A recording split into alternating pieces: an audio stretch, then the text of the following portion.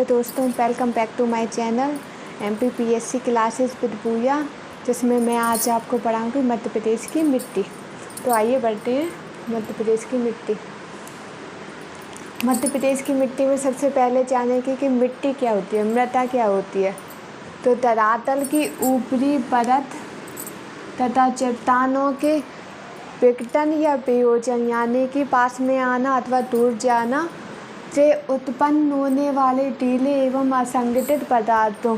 कभी कभी चट्टान पास में आती हैं, टूट जाती हैं, कभी कभी दूर हो जाती हैं, तो उनमें जो ढीले होते हैं और असंगठित पदार्थ होते हैं वही मिट्टी बन जाते हैं।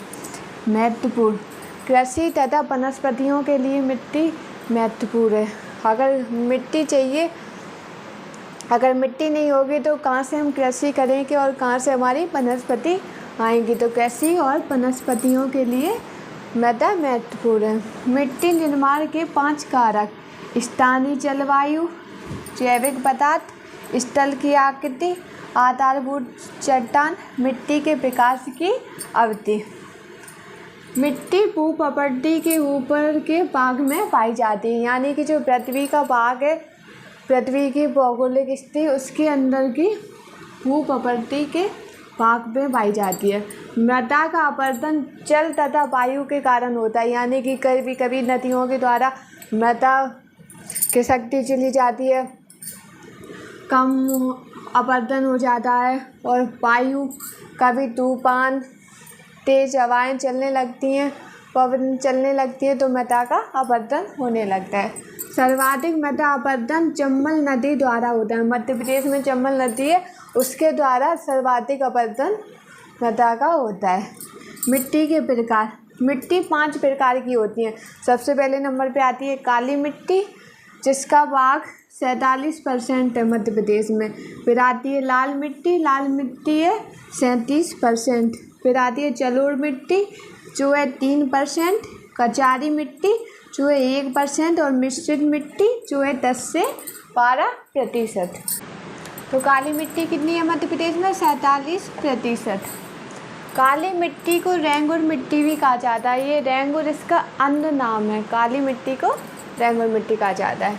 मध्य प्रदेश में लगभग 186.4 लाख हेक्टेयर में यह मिट्टी पाई जाती है। 186.4।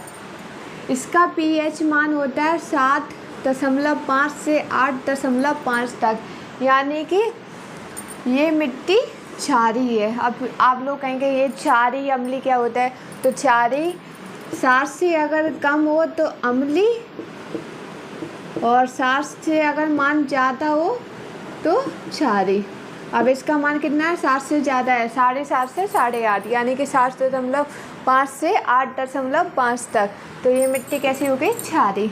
अब इनमें कौन कौन से उत्पादन किए जाते हैं काली मिट्टी में? तो काली मिट्टी में उत्पादन किए जाते हैं कपास का, गेहूँ का उत्पादन होता है, सोयाबीन का उत्पादन होता है। और ये मिट्टी अधिक मात्रा में है तो इनका उत्पादन भी अधिक मात्रा में होगा, इसीलिए ये कपास भी अधिक मात्रा में होता है, गेहूँ भी होता है और सोयाबीन भी होता है, इसीलिए इसको सोया प्रदेश भी बोलते हैं मध्य प्रदेश को। निर्माण कैसे होता है? ज्वालामुखी के निकलने वाले लावे से इस मिट्टी का निर्माण होता है, यानी कि जो ज्वालामुखी निकलता है वो लावा बहकर, जैसे कि ये हो गया ज्वालामुखी, ये निकला ज़मीन से, कैसे ऊपर आई, ये ज्वालामुखी फट गया, ये निकला, और ये जो लावा है धीरे धीरे नीचे होकर चट्टान बनेगा, ठंडा होगा और चट्टान बन के टूट जाएगा तो मिट्टी का रूप ले लेगा। तो लावे से निकलने वाले ज्वालामुखी से निकलने वाले लावे से इस मिट्टी का निर्माण होता है। काली मिट्टी में काला रंग लोहे की प्रचुरता तथा टिटेनी पेरस मैग्नेटाइट के कारण होता है, यानी कि इसमें लोहे की अधिकता है, और ये टिटेनी पेरस मैग्नेटाइट है, इसलिए इसका रंग काला है, इसलिए काली मिट्टी है। इस मिट्टी में लोह तथा चूने की अधिकता होती है, यानी कि अच्छी मात्रा में पाए जाते हैं, तथा फास्फेट, जैव पदार्थों तथा नाइट्रोजन की कमी होती है। कमी किनकी होती है? फास्फेट, जैव पदार्थों तथा नाइट्रोजन की कमी, और अधिकता किसकी होती है? लोह तथा चूने की। काली मिट्टी में जल धारण क्षमता अधिक होती है। यदि कोई चीज़ जल ज़्यादा करेगी तो उसमें नमी भी होगी, और नमी होगी तो खेती के लिए सिंचाई की आवश्यकता बहुत कम पड़ेगी। तो काली मिट्टी में जल धारण की क्षमता है। जल की उपस्थिति में यह मिट्टी चिपचिपी तथा सूखने पर कठोर हो जाती है। जब जल इस मिट्टी में ज़्यादा हो जाता है तो यह मिट्टी चिपचिपी होने लगती है, और जब ये सूखती है तो अत्यधिक कठोर हो जाती है और स्वतः अपने आप दरारें हो जाती हैं। तो खेती के लिए बहुत ज़्यादा महत्वपूर्ण होती हैं और आसान कर देती हैं खेती को। मिट्टी में नमी संचय अधिक होती है, इसलिए मिट्टी को लंबे समय तक सिंचाई की आवश्यकता नहीं होती है। आगे ना वही बात कि जल धारण की आवश्यकता होगी तो सिंचाई होगी, नमी भी होगी, और लंबे समय तक पानी की आवश्यकता भी नहीं होगी, सिंचाई की आवश्यकता नहीं होती है। मध्य प्रदेश के सर्वाधिक भाग पर यह मिट्टी पाई जाती है, 47% काफ़ी होता है। इस मिट्टी के उर्वर होने के पर कपास की खेती उपयुक्त होती है, यानी कि अधिक मात्रा में होती है, क्योंकि ये मिट्टी उर्वर है, उर्वरता इसकी काफ़ी अधिक है, इसलिए इसे कपास मृदा भी कहा जाता है। तो काली मिट्टी को मुख्यतः 3 भाग दिए गए हैं, यानी कि काली मिट्टी को मुख्यतः 3 भागों में बांटा गया। अब 3 भाग कौन कौन से हैं? तो पहला आता है गहरी काली मिट्टी। तो गहरी काली मिट्टी तो हो गई, लेकिन इसका विस्तार कहाँ है, कहाँ कहाँ ये मिट्टी पाई जाती है? तो ये मिट्टी पाई जाती है नर्मदा के क्षेत्र में, सतपुड़ा के क्षेत्र में, मालवा के क्षेत्र में ये मिट्टी पाई जाती है। और नंबर 2, इसमें चिकनी मिट्टी की मात्रा कितनी होती है? गहरी काली मिट्टी में चिकनी मिट्टी की मात्रा होती है 20 से 60%, तथा गहराई इसकी गहरी काली मिट्टी की होती है 1 से 2 मीटर तक इसकी गहराई होती है। चिकनी मिट्टी 20 से 60% मात्रा में मिली रहती है और गहराई इसकी 1 से 2 मीटर तक होती है। इसमें फसल कौन कौन सी होती है गहरी काली मिट्टी में? गेहूँ, चने, तिलहन, ज्वार, इनकी खेती के लिए अधिक उपयोगी है।